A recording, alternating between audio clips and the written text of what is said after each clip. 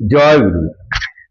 ঠাকুরের আদর্শে, ঠাকুরের নীতি বাণী কথার মধ্যে দু প্রকারের বিবাহ ঠাকুর দেখে বলেছেন, প্রতিলোম আর অনুলোম। অনুলোমে বাড়ায় ধাজ, প্রতিলোমে উপকার। অর্থাৎ প্রতিলোম বিবাহ তো নিষিদ্ধ, মানা করেছেনই প্রতিলোম বিবাহ করতে। অর্থাৎ উচ্চ ঘরের মেয়ে যদি নিম্ন ঘরের, নিম্ন বর্ণের সঙ্গে বিবাহ হয় তাহলে সেটা প্রতিলোম। আর এটাতে ভালো ফল তো আসেই না, বরং অনেক ক্ষতিকর, সমাজের জন্য অনেক ক্ষতিকর এবং তার ব্যক্তিগতভাবে। আর একটা বলেছেন অনুলোম। অনুলোম বিবাহে বাড়ায় ধাজ, সমাজের উন্নতি হয়। যেমন শ্রী শ্রী হনুমানজি, তিনিও অনুলোমজ সন্তান ছিলেন। অর্থাৎ পুরুষের বংশ, পুরুষের বর্ণ উচ্চ এবং স্ত্রী নিচু বা অন্য নিম্ন বর্ণের। এইরকম বিবাহতেও বিবাহটাকে অনুলোম বিবাহ বলে।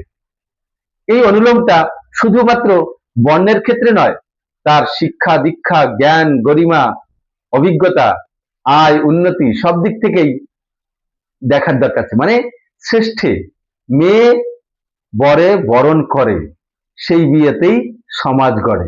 অর্থাৎ মেয়েতে বরণ করবে, বরণ করবে কাকে? শ্রেষ্ঠকে বরণ করবে।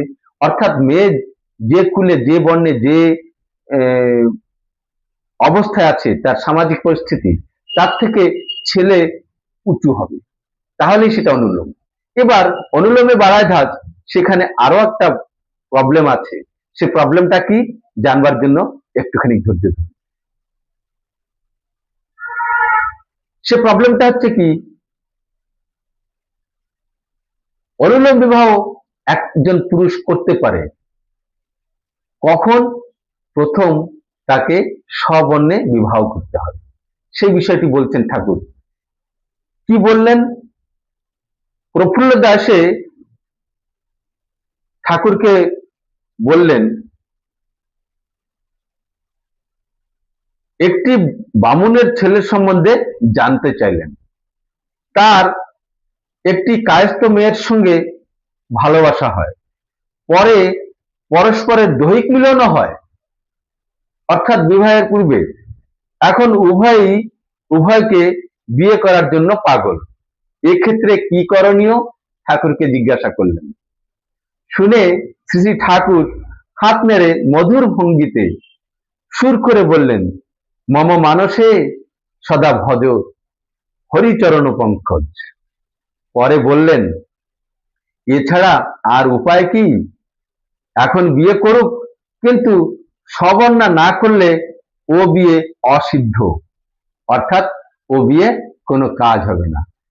দেখুন এখানে কথাটা হচ্ছে কি, অনুলোম হলো কিনা, ব্রাহ্মণের ছেলে কায়স্থ মেয়েকে বিয়ে করছে, তাহলে অনুলোম বিবাহ হলো।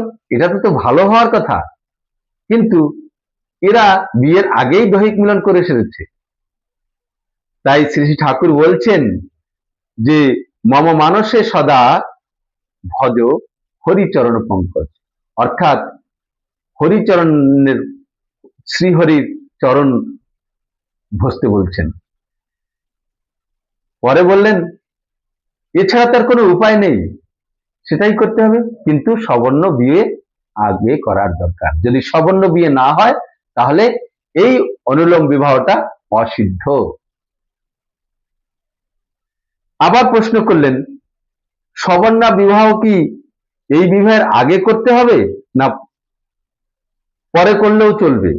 শ্রী ঠাকুর বলছেন, আগেও করে নিতে পারে, মোট কথা না করলে এটা অসিদ্ধ, এই বিয়েটা অসিদ্ধ হবে যদি সবর্ণ বিয়ে না করে। তাহলে আমরা কি বুঝলাম? যে অনুলোম বিবাহ তখনই সিদ্ধ হবে, তখনই বাস্তবায়িত হবে, উপকারী হবে, মঙ্গলময় হবে, যখন সবর্ণ বিয়ে আগে হয়ে থাকবে। কিন্তু আজকের সময় দুটো বিয়ের তো প্রথা নেই, বহু বিবাহের প্রথাও নেই, একটাই বিবাহ। কিন্তু যদি এরকম হয় তাহলে সবর্ণ বিয়ে আগে করতে হবে, তারপরে অনুলোম বিবাহ। আমরা যে বর্ণেই থাকি না কেন, যদি আমরা ভাবি যে অনুলোম বিবাহ তো ভালো, ঠাকুর বলেছেন, কিন্তু ঠাকুর এটাও বলেছেন স্ববর্ণে বিবাহ না করে অনুলোম বিবাহ অসিদ্ধ। ঠিক আছে, আজকের জন্য এতটুকু। জয় গুরু।